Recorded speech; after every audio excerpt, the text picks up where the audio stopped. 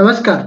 उमर अमन academy के educational video में आप सभी का स्वागत है। दोस्तों, कैंडलस्टिक चार्ट पैटर्न सीरीज में आज हम जिस पैटर्न की बात करने वाले हैं उसका नाम है हैमर। ये बहुत ही कॉमन कैंडलस्टिक माना जाता है, लेकिन इसका इम्पोर्टेंस बहुत ही ज्यादा है और हम आज इस पूरे वीडियो में इसी चीज को समझने की कोशिश करेंगे कि जिस चीज को हम बहुत ही सिंपल समझते हैं उसका इम्पोर्टेंस सबसे ज्यादा है, क्योंकि मोस्टली जितने भी 2 कैंडल या 3 कैंडल पैटर्न है उन सबको हम हैमर में कन्वर्ट कर सकते हैं।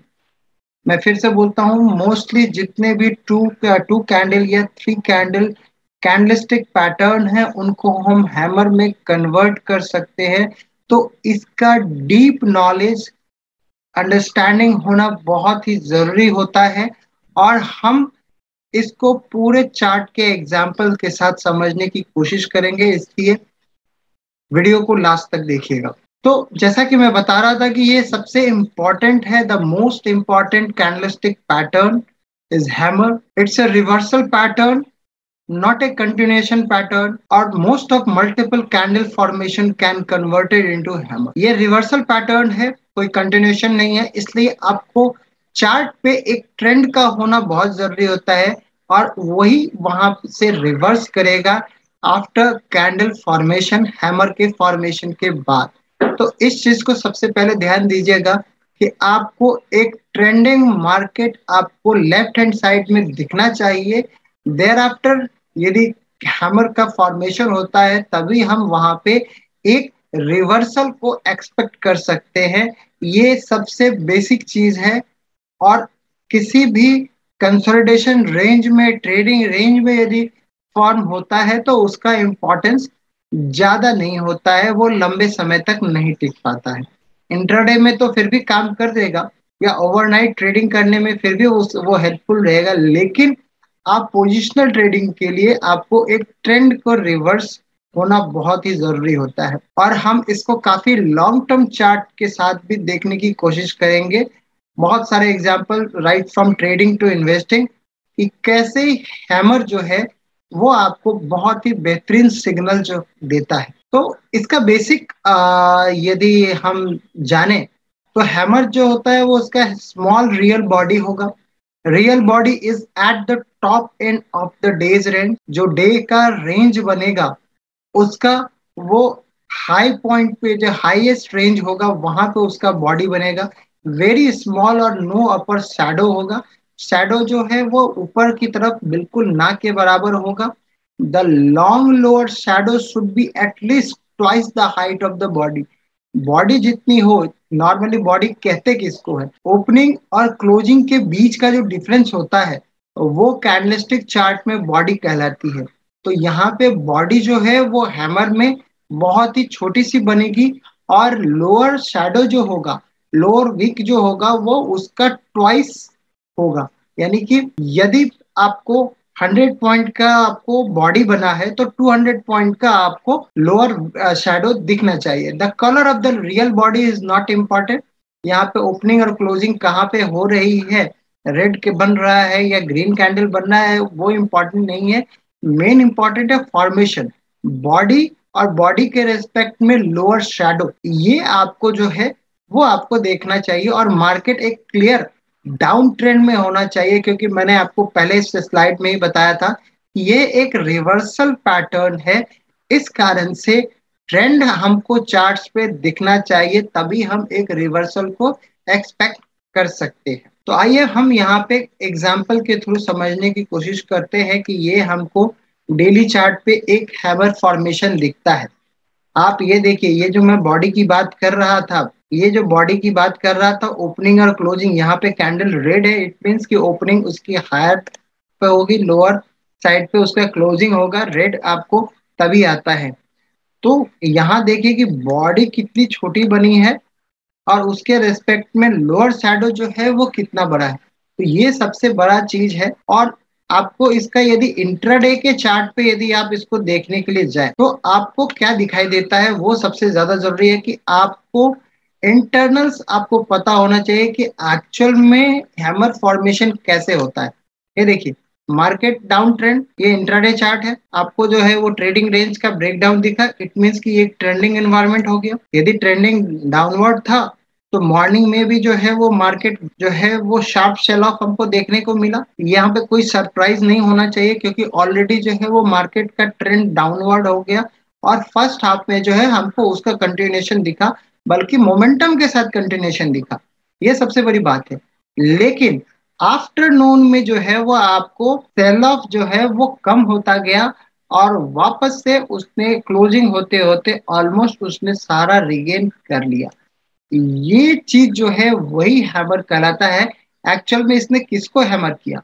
इसने बेयर्स को हैमर किया, जिन्होंने सेल ऑफ जिनके कारण आई थी उनको उसने मजबूर कर दिया अपने शॉर्ट्स को स्क्वायर ऑफ करने के लिए। और वही शॉर्ट्स जो स्क्वायर ऑफ होते गए, जिनका स्टॉप लॉस हिट होता गया, उसी वजह से आपको मोमेंटम जो है वो दिखा और फाइनली हमको ईओडी चार्ट्स पे, डेली चार्ट्स पे एक हैमर कैंडल का जो है वो फॉर्मेशन दिया गया और इसी कारण से इसका नाम ही हैमर है।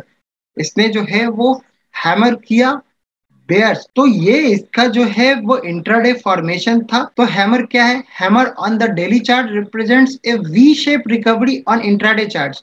ये आप याद रखिएगा कि वी शेप मॉर्निंग में सेल ऑफ आएगी और आफ्टरनून में पूरा रिकवरी होगा। Morning sell off and afternoon almost full recovery for the day. और ये क्या है? ये शिफ्ट है। It's a power shift from the sellers to the buyer. ये मार्केट का सेंटिमेंट जो है वो चेंज हो रहा है बायर सेलर से बायर की तरफ।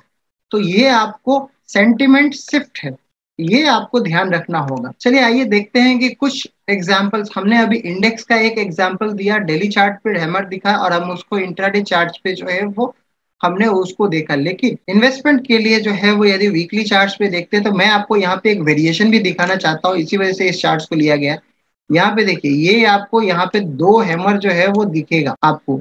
लोअर वीक जो है वो आपको देखिए, इसी को टेप रीडिंग कहते हैं। जब यदि आप कैंडलस्टिक फॉर्मेशन को उसके अंदर क्या हो रहा है यदि आप उसको पढ़ने की कोशिश करेंगे, और यही सबसे खासियत कैंडलस्टिक चार्ट की होती है कि वो आपको इंटरनल साइकोलॉजी का जो है एनवायरनमेंट का जानकारी आपको देता है कि किसके कंट्रोल में मार्केट है या कोई शिफ्ट हो रहा है, क्या बायर से सेलर्स की तरफ सेंटीमेंट शिफ्ट हो रहा है या सेलर्स से बायर्स की तरफ सेंटीमेंट शिफ्ट हो रहा है। यहाँ पे आप देखिए तो आपको लोअर शैडो जो है वो आपको दिखाई देगा। इट मीन्स कि स्लोली स्लोली बायर्स जो है वो मार्केट में आ रहे हैं। ये मिर्जा इंटरनेशनल का वीकली चार्ट है। तो आपको जो है ये, और ये कोरोना के समय का ये कंसल्टेशन हुआ था, उसका ये लास्ट लेग था। ऑलरेडी जो है वो मार्केट जो है वो डाउन ट्रेंड में ही था। उससे बहुत पहले से 2018-2019 में भी सेल ऑफ आया और कोरोना के समय जो है वो और भी ज्यादा शिफ्ट हुआ, डाउनवर्ड शिफ्ट हुआ। तो यहाँ पे आपको चेंज नहीं है। लेकिन उसके बाद क्या हुआ? उसके बाद जो है वो आपको धीरे धीरे बेयर्स से मार्केट जो है वो सेंटिमेंट शिफ्ट हुआ बायर्स की तरफ और यहाँ से एक रैली जो है वो स्टार्ट हुई बिलो 30। और यदि हम उसके बाद यदि देखना चाहें कि आज वो मार्केट कहाँ पे है, आज करंट मार्केट प्राइस जो है वो नियर अबाउट 200 के ऊपर है। तो from 35 to 40 range to 200 plus, right, it's more than 6 to 7 times.